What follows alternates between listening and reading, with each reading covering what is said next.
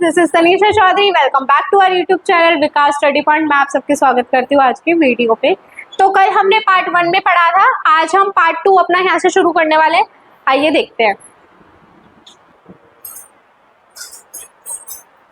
ठीक है, तो आज हम पढ़ेंगे how was the Indian constitution made. India का जो कॉन्स्टिट्यूशन है वो कैसे बना। ठीक है, तो यहाँ पे हम देखते हैं constitution was made by the constituent assembly which had been elected for undivided India. जो हमारा कॉन्स्टिट्यूशन है वो कॉन्स्टिट्यूएंट असेंबली के द्वारा बनाया गया था। कॉन्स्टिट्यूएंट असेंबली यानी उसमें सारे मेंबर्स से जो इलेक्ट करे गए थे हमारे कॉन्स्टिट्यूशन के लिए। वो कब बनाया गया था? अनडिवाइडेड इंडिया के दौरान, जब हमारा इंडिया डिवाइड नहीं हुआ था, यानी पाकिस्तान में कन्वर्ट नहीं हुआ था। ठीक है, एक तरीके से फर्स्ट सिटिंग ऑन 9 दिसंबर 1946, जो हमारी कॉन्स्टिट्यूशन की पहली बैठक है वो 1946 9 दिसंबर को बैठी। उसके बाद reassembled as constituent assembly for divided India on 14 August 1947। एक बैठक हमारी जो है, हमें ये समझना पड़ेगा, दो बैठक बैठी थी हमारी। शुरू में 2 मीटिंग हुई है। पहले मीटिंग हुई हमारी आज़ादी से पहले 9 दिसंबर 1946। दूसरी बैठक हुई हमारी आज़ादी के बाद, जब डिवाइड हो गया था हमने, जब पाकिस्तान भी अलग हो गया था। कब? 14 अगस्त 1947। तो हम आपको डायरेक्टली ये याद रखना है कि हमारे जो इंडिपेंडेंस का डे है उस पर हमारा सेकेंड असेंबली हुई थी कॉन्स्टिट्यूशन की। ठीक है, आगे देखते हैं।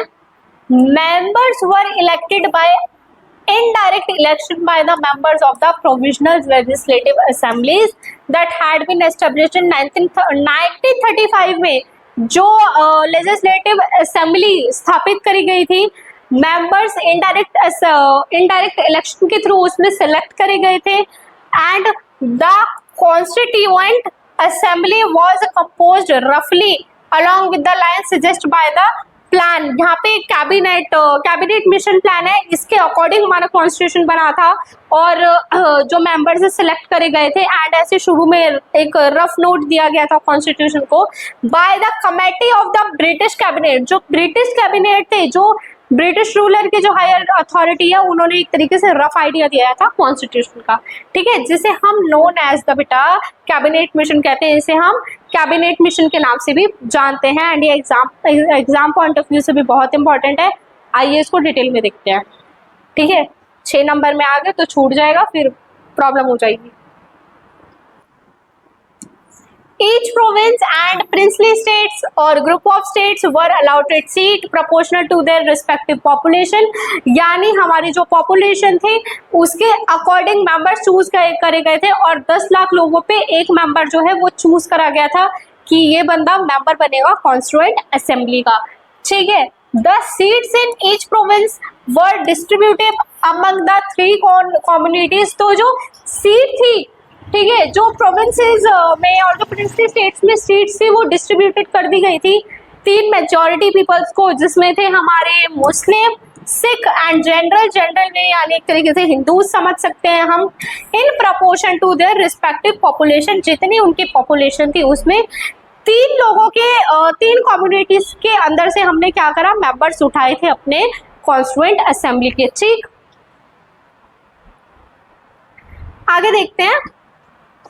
Members of each community in the provisional legislative assembly elected their own representative। जो भी members है each community के provisional legislature assembly के, उन्होंने elect करे अपने खुद के representative by the method of proportional। जैसे हमने इलेक्शन सिस्टम पढ़ा है तो उसमें first pass the post system होता है, प्रोपोर्शनल रिप्रेजेंटेशन होता है।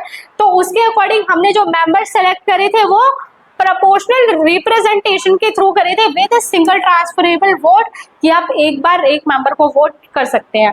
ठीक है, the method of selection in the case of representative of princely states was to be determined by consultation. तो प्रिंसली स्टेट्स है क्योंकि प्रोविंसेस वो ग्रुप थे जिसको, सॉरी, प्रोविंसेस हमारे जो इंडिया था, ब्रिटिश इंडिया, वो 2 पार्ट में डिवाइड था, princely states and provinces. Princely states रियासतें होती थी जहाँ पे जो किंग होते थे, इंडियन किंग्स जो होते थे वो रूल करते थे। एंड प्रोविंसेस वो थे जहाँ पे ब्रिटिशर्स रूल करते थे। तो जो मेथड है सिलेक्शन इन द रिप्रेजेंटेटिव की, हमें अब रिप्रेजेंटेटिव तो लेने प्रिंसली स्टेट से, तो वो हम कंसल्ट करके लेंगे लोगों से एक तरीके से, एंड मेंबर्स जो लेजिस्लेटिव असेंबली वगैरह के, उनसे कंसल्ट करके लेंगे कि अब इनसे हम मेंबर अगर सिलेक्ट करें तो वो कैसे करें, कैसे किया जाए। ठीक है, आगे देखते हैं the making of India constitution. बेटा फर्स्ट कमेटी एक तरीके से हम देखेंगे अगर तो हमारी बैठी थी दिसंबर 9, 1946 में। ठीक है, अगस्त 29, 1947 में हमारी जो ड्राफ्टिंग कमेटी थी वो अपॉइंट करी गई थी। ठीक है, और उसके बाद ड्राफ्टिंग जो था हमारे एक तरीके से कॉन्स्टिट्यूशन का वो कंप्लीट हो गया। ठीक है, उसके बाद doctor Rajendra Prasad elected as its president, constitution के जो प्रेसिडेंट थे एक तरीके से वो डॉक्टर राजेंद्र प्रसाद रहे। एंड ड्राफ्टेड कॉन्स्टिट्यूशन सबमिटेड, हमारे जो ड्राफ्टेड कॉन्स्टिट्यूशन है वो सबमिट कर दिया गया नवंबर 4, 1947 को। और फाइनली जो हमारा हैंड रिटन कॉन्स्टिट्यूशन है वो पब्लिकली पब्लिश कर दिया गया कब, जनवरी 24, 1950 में। ठीक है, और उसके बाद हमारे कॉन्स्टिट्यूशन को बनाने में पूरे 2 साल 11 महीने और 18 दिन लग गए थे। ठीक है, and 2000 amendment made before it was finalised, जिसको 2000 बार एक तरीके से हम कह सकते हैं कि इसमें अमेंडमेंट्स ऐड करी गई थी या चेंजेस करी गई थी इसको फाइनली पब्लिश करने से पहले। ठीक,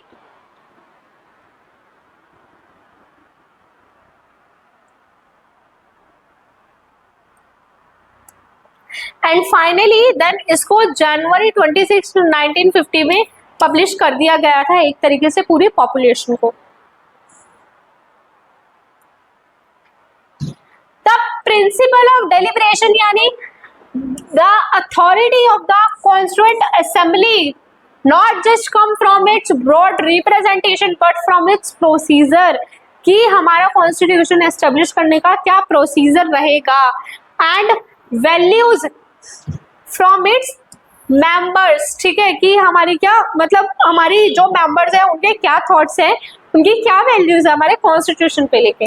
the assembly faced opposition on key issues like centralisation, decentralisation, state and central government and judicial power.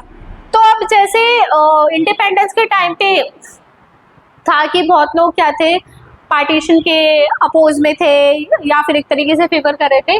तो ऐसे जब हमारा कॉन्स्टिट्यूशन बन रहा था तो असेंबली को जब अपोजिशन बहुत ज़्यादा प्रॉब्लम फेस करनी पड़ी, वो कब पड़ी, जब हमने बोला कि अब हमारी पावर जो है वो सेंट्रलाइज्ड हो जाएगी और डिसेंट्रलाइज्ड होगी।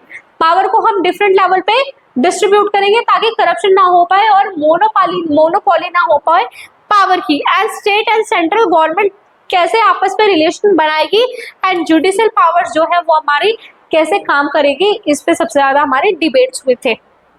उसके बाद है however the most debates were not about the personal interest but about principal.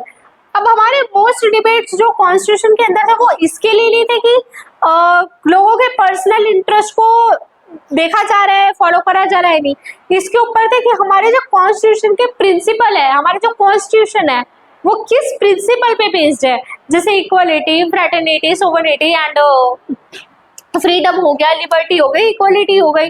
ठीक है, द ओनली प्रोविजन जो प्रोविजन पास हुआ कि इसमें बहुत कम डिबेट हुई, इसमें ज्यादा प्रॉब्लम नहीं हमें फेस करनी पड़ी, वॉज यूनिवर्सल सफरेज यानी यूनिवर्सल अडल्ट फ्रेंचाइज, जिसने हमें लोगों को वोटिंग राइट्स दिए थे सिटीजन्स को, चाहे उनका कोई भी रिलीजन हो, कास्ट हो, जेंडर हो, इनकम हो और उनका एज हो। हमारा जो इलेक्शन सिस्टम है वो बेस्ड है यूनिवर्सल अडल्ट फ्रेंचाइज पे, जिसे हम शॉर्ट में यूनिवर्सल सफरेज भी बोल सकते हैं। कि हम आपको अगर आप 18+ हो गए हो तो आपका क्या कोई भी जेंडर है, कोई भी प्रोफेशन है, आपका कुछ भी इनकम है, कास्ट है, आप वोट दे सकते हो, आपको पूरा अधिकार है वोट करने का। एंड इलेक्शन का जो प्रोसेस होता है उसमें हाथ बटाने का एक तरीके से।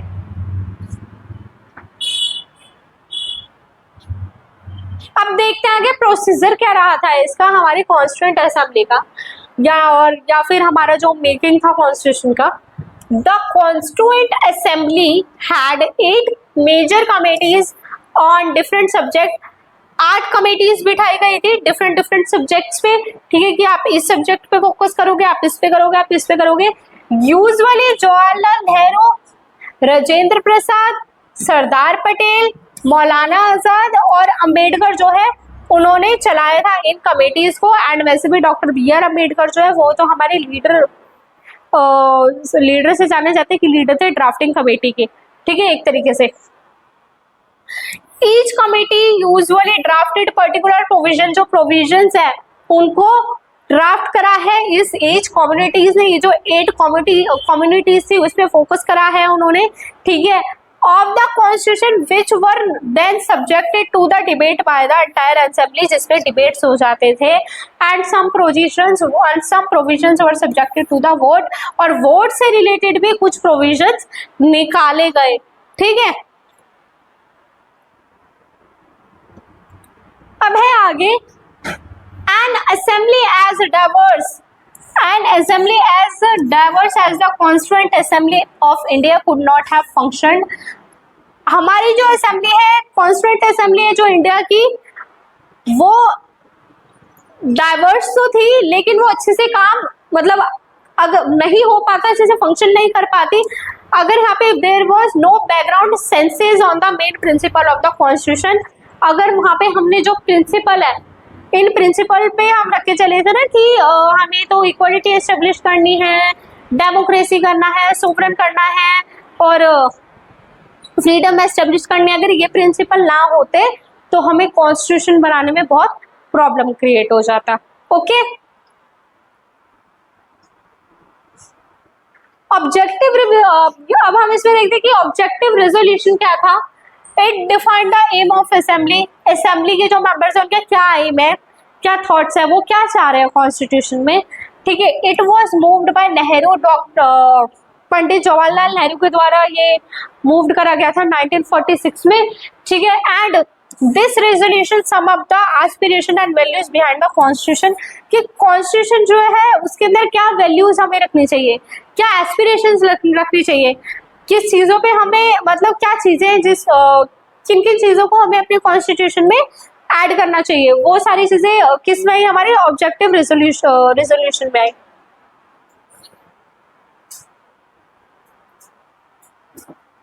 आगे हमारा फंडामेंटल कमिटमेंट्स क्या थी हमारी, ठीक है, कि इस पे फोकस रख के हमें चलना है कॉन्स्टिट्यूशन की। सबसे पहले लिबर्टी, ठीक है, लिबर्टी के बाद बेटा आपकी equality like this and liberty like this, statue of liberty and democracy, ठीक है, सोवरेनिटी एंड आइडेंटिटी, हमने इन सब पे फोकस रख के चला अपने कॉन्स्टिट्यूशन को एस्टेब्लिश करने के लिए, ठीक है, कि ये हमारे मेन प्रिंसिपल है, इनको आपको फॉलो करना पड़ेगा, इनके अकॉर्डिंग आपको चलना पड़ेगा।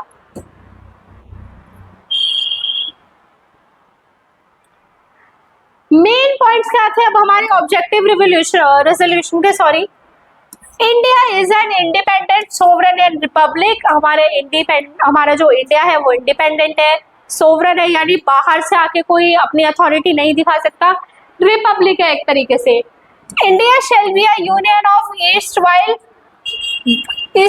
British Indian territories, Indian states and other parts outside the British India and Indian states are willing to be part of union, की हमारा जो इंडियन यूनियन है उसमें आपके जितने भी हमारे प्रोविंसेस थे और हमारे प्रिंसली स्टेट्स थे वो सारे इसमें क्या करेंगे, इंक्लूड होंगे हमारे इंडियन कॉन्स्टिट्यूशन में, ठीक है। और हमारी जो इंडियन जो यूनियन है, हमारे जो इंडिया की जो यूनिटी है वो बेस्ड होगी हमारे टेरिटरीज पे, इंडियन स्टेट्स पे, अदर पार्ट्स आउटसाइड, वो पार्ट्स जो बाहर है ब्रिटिश इंडिया के, and Indian states as we are willing to be a part of union, की हम यूनियन का पार्ट बनना चाह रहे हैं, ठीक है। Territories forming the union shall be autonomous units and exercise all powers and function of the government। तो जो टेरिटरीज है जो यूनियन बना रही थी, shall be autonomous unit, वो एक तरीके से यूनिट्स के रूप में जानी जा रही थी, एंड एक्सरसाइज कर रही थी सारी वो पावर और फंक्शंस गवर्नमेंट की, और एडमिनिस्ट्रेशन जो होता है हमारा ठीक है, except those assigned to the first state in the union. जो जिन लोगों ने यूनियन में हमारा एक तरीके से साइन नहीं करा था, तो टेरिटरीज जो है उसमें यूनियन आ रही थी, जिसमें हमारा सारा पावर था और फंक्शन था गवर्नमेंट का, ठीक है, और हमारा एडमिनिस्ट्रेशन था, ये लोग इसमें इंक्लूड नहीं थे। The powers and authority of sovereign and independent India and its constitution shall follow from the people. जो पावर है और जो अथॉरिटी है सॉवरन और इंडिपेंडेंट इंडिया की, and its constitution shall be follow from the people, कि हम एक तरीके से लोगों के हिसाब से चलेंगे, लोगों के अकॉर्डिंग हम काम करेंगे, ठीक है। और हमारा जो देश है, हमारा देश जो है एकदम वो स्वतंत्र है, और हमारे देश में क्या है, संप्रभुता है, यानी लोग एक दूसरे के साथ कोऑपरेट करेंगे, एंड बाहर जो है हम अपना जो रिलेशन दूसरी कंट्रीज के साथ हो मेंटेन करेंगे एक तरीके से, और बाहर का कोई बंदा आके हमारे यहाँ पे अथॉरिटी अपनी नहीं दिखा सकता।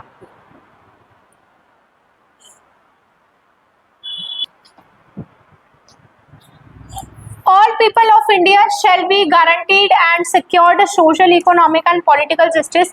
जो सारे पीपल थे, मेंबर थे हमारे इंडिया के, उनको गारंटी दिलाई गई एंड सिक्योर करा गया कि आपको सोशल फ्रीडम देंगे, इकोनॉमिक फ्रीडम देंगे and political justice and freedom देंगे।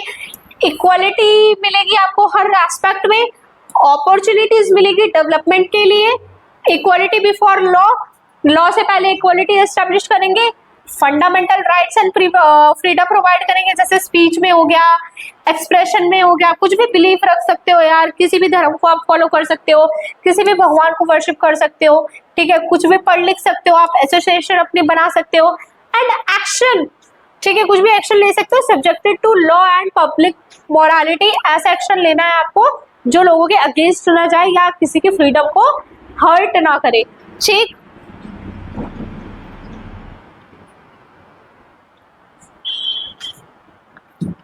The minorities, backward and tribal areas, depressed and other backward classes shall be provided adequate safeguards। ये लोग बेचारे थोड़े पीछे हैं, इन्हें प्रोटेक्ट करने के लिए, इनकी डेवलपमेंट के लिए हम क्या करेंगे, सेफगार्ड्स निकालेंगे, रिजर्वेशन निकालेंगे, इनको प्रोटेक्ट करेंगे और इनको आगे बढ़ाने की कोशिश करेंगे, ठीक है। Territorial integrity of the Republic, ठीक है, टेरिटोरियल एक इंटीग्रिटी बना के रखेंगे अपने देश की, and sovereign rights on the land, land पे सबको राइट्स दिए जाएंगे, ठीक है। Sea and air shall be maintained according to justice and law of civilised nation. ऐसा नहीं होएगा कि ये लैंड है तो ये हमारा है, आप यहाँ पे नहीं आ सकते, वाटर है हम हमें पी सकते हैं, ये एरिया है, ये एयर है, यहाँ पे आप सांस नहीं ले सकते, ऐसा नहीं है। जो भी है वो सबके लिए डिस्ट्रीब्यूटेड है, वो सबको मिलेगा इक्वल प्रपोर्शन में। इंस्टीट्यूशनल अरेंजमेंट देखते हैं हम।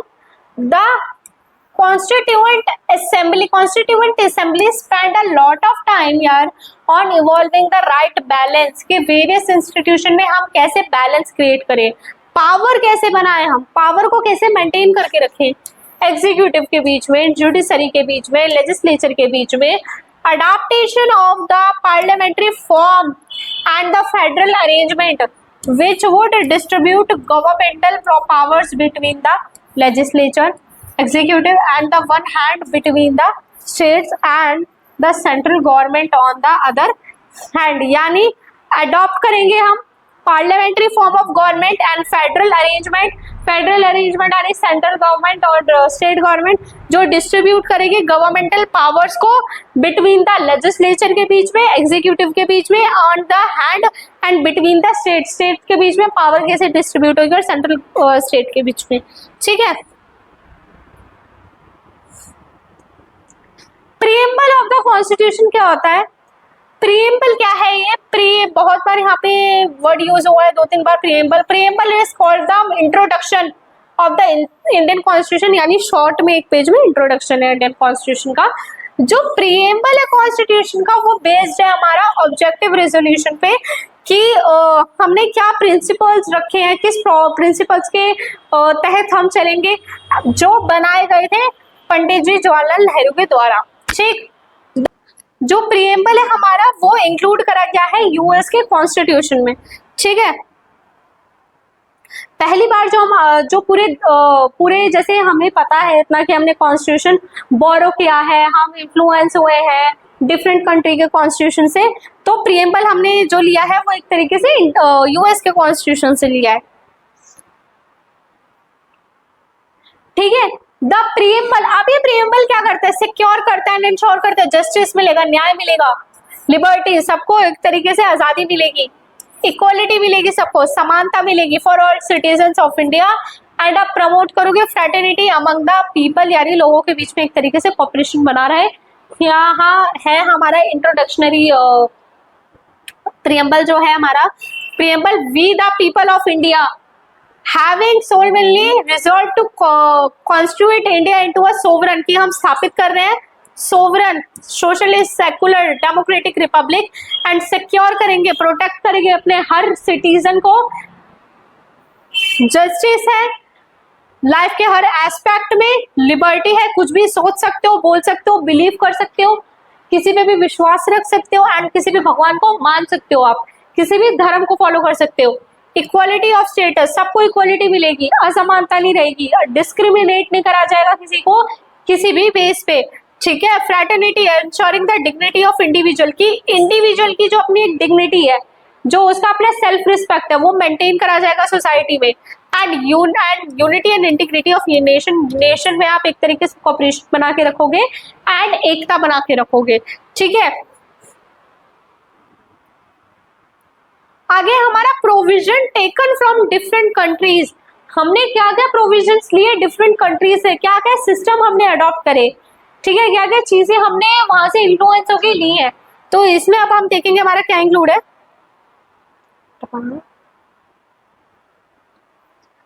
तो सबसे पहले देखते हैं हमारा, क्योंकि ब्रिटिशर्स रूल कर रहे थे तो सबसे पहले हमने इनका ही बोरो कर दिया, ठीक है। नॉमिनल हेड कौन बनेगा, प्रेसिडेंट बनेगा, जैसे क्वीन थी उस टाइम पे। कैबिनेट सिस्टम ऑफ मिनिस्टर्स, ठीक है, मिनिस्टर्स होंगे बहुत सारे, हेल्प जैसे हेल्थ मिनिस्टर हो गया, एजुकेशन मिनिस्टर हो गए, एग्रीकल्चर मिनिस्टर हो गए, फाइनेंस मिनिस्टर हो गए, post of PM prime minister बनेंगे, ठीक है, जो एक तरीके से हायर अथॉरिटी माने जाएंगे। पार्लियामेंट्री फॉर्म ऑफ गवर्नमेंट है, लोअर हाउस अपर हाउस जो है हमारा, बाई कैमरल पार्लियामेंट है, जो दो पार्ट में अभी मैंने बताया, लोअर हाउस अपर हाउस, या फिर राज्यसभा लोकसभा आप कह सकते हो। लोअर हाउस के पास ज्यादा पावर होगी। Council of ministers responsible to lower house, lower house के लिए जो काउंसिल ऑफ मिनिस्टर्स होंगे, जो डिसीजन लिए जाते हैं वो रिस्पॉन्सिबल होंगे, कौन, काउंसिल ऑफ मिनिस्टर्स। स्पीकर रखा जाएगा भैया लोकसभा में, first past the post system follow करा जाएगा, लॉ मेकिंग प्रोसीजर करा जाएगा, ठीक है, लॉ को कैसे बनाते हैं, and the idea of the rule of law, ठीक है, कि लॉ कैसे बनेगा एंड कैसे उसको रूल करा जाएगा। उसके बाद यूएस का अगर हम कॉन्स्टिट्यूशन देखें, nominal head president like queen, ठीक है, cabinet system of ministers same ही है ऑलमोस्ट, पोस्ट ऑफ पीएम रखी जाएगी, पार्लियामेंट्री टाइप ऑफ गवर्नमेंट रखा जाएगा, बाई कैमरल पार्लियामेंट रखा जाएगा, लोअर हाउस को ज्यादा पावर दी जाएगी, एंड काउंसिल ऑफ मिनिस्टर्स जो है वो रिस्पॉन्सिबल होंगे लोअर हाउस में जितनी भी एक्टिविटी होगी, एंड स्पीकर रखा जाएगा लोकसभा में, ठीक है, दोनों का ऑलमोस्ट सेम है। आगे देखते हैं यूएसएसआर का फंडामेंटल ड्यूटीज है सबकी, मतलब जैसे ऑब्लिगेशंस होते हैं कि सिटीजन को ड्यूटी दी जाती है, आपकी ड्यूटीज है, आपको इनके अकॉर्डिंग चलना है, आपको उनको फॉलो करना है। 5 ईयर प्लान, यानी डेवलपमेंट के लिए जब हमने 5 ईयर प्लान चलाया था, from Australia the concurrent list language of the preamble, क्या लैंग्वेज रहेगी प्रियम्बल की, provision regarding the trade, trade के लिए हम क्या रूल्स रेगुलेशन निकालेंगे, क्या प्रोविजन निकालेंगे कॉमर्स के लिए और इंटरकॉर्स के लिए। एंड ऑस्ट्रेलिया का constitution concurrent list language of the preamble, provision regarding trade, commerce and intercourse. उसके बाद हमारा कनाडा का कॉन्स्टिट्यूशन क्या है, scheme of federation with a strong centre, कि सेंट्रल गवर्नमेंट को जो मेन पावर दी जाएगी, यानी जो फेडरेशन है सेंट्रल गवर्नमेंट और स्टेट गवर्नमेंट, डिस्ट्रीब्यूशन होगा, पावर डिस्ट्रीब्यूट करी जाएगी डिफरेंट लेवल पर between centre and state government, ठीक है। रेसिड्यूअरी पावर्स विद द सेंटर, जो मेन पावर है वो सेंटर में रहेगी, ठीक है। आयरलैंड से क्या कॉन्स्टिट्यूशन के लिए बोरो करा हमने, directive principle of state policy, ठीक है, स्पेन से ली गई है। Method of election of president, कैसे चूज करा जाएगा, किस बिहाफ पे चूज करा जाएंगे, nomination of members in the Rajya Sabha by president, president कैसे नॉमिनेट करेंगे, कैसे सिलेक्ट करेंगे मेंबर्स को, किससे, राज्यसभा से, ठीक है। उसके बाद लास्ट है हमारा जापान का कॉन्स्टिट्यूशन। जापान से क्या लिया, law on which the supreme court function, law जिसपे फंक्शन होएगा सुप्रीम कोर्ट का, सुप्रीम कोर्ट उस पे मतलब काम करेगी एक तरीके से, ठीक है। एंड जर्मनी का भी सेम है, law which the supreme court function, law पे सुप्रीम कोर्ट काम करेगी, फंक्शन करेगी, चलाएगी उस लॉ को आगे, ठीक है, बढ़ाएगी। कंक्लूजन में एक तरीके से निष्कर्ष इस चैप्टर का अगर हम जाने तो देखते हैं जो अथॉरिटी और इफेक्टिवनेस है कॉन्स्टिट्यूशन की, वो उसकी एबिलिटी से आती है कि वो बैलेंस करता है पावर, ठीक है, कि जो कि वो पावर को किस हिसाब से बैलेंस कर रहा है एंड अडॉप्ट कर रहा है चेंजेस को, जनरेशन टू जनरेशन यानी डिकेड्स में जो चेंजेस आ रहे हैं, and embody the core values पे फोकस करेंगे हम, and aspiration of the society, कि सोसाइटी के क्या एस्पिरेशन है, सोसाइटी क्या चाह रही है, उसमें हम फोकस करेंगे एंड उसके अकॉर्डिंग हम अपने रूल रेगुलेशन या इनिशिएटिव निकालेंगे, ठीक। यहाँ पे अब कुछ की टर्म हम देख लेते हैं। कॉन्स्टिट्यूशन क्या होता है, कॉन्स्टिट्यूशन एक बॉडी होती है फंडामेंटल प्रिंसिपल की, अकॉर्डिंग टू विच जो स्टेट होती है वो कॉन्स्टिट्यूटेड करी जाती है और गवर्न करी जाती है, कि सेट दे दिए जाते हैं, सेट ऑफ रूल्स होता है कि सोसाइटी और गवर्नमेंट कैसे चलेगी। ऑब्लिगेशन क्या होता है, जो state of having to do something, state आपसे कुछ करवाना चाह रही है बिकॉज ये लॉ है और ड्यूटी है एंड आपने उसको प्रॉमिस करा है कि आप ये चीज करोगे, जैसे फ्लैग की रिस्पेक्ट करोगे, इंटीग्रिटी बना के रखोगे, कॉपरेशन बना के रखोगे सोसाइटी में, ठीक है, एंड नेशनल एंथम की रिस्पेक्ट करोगे।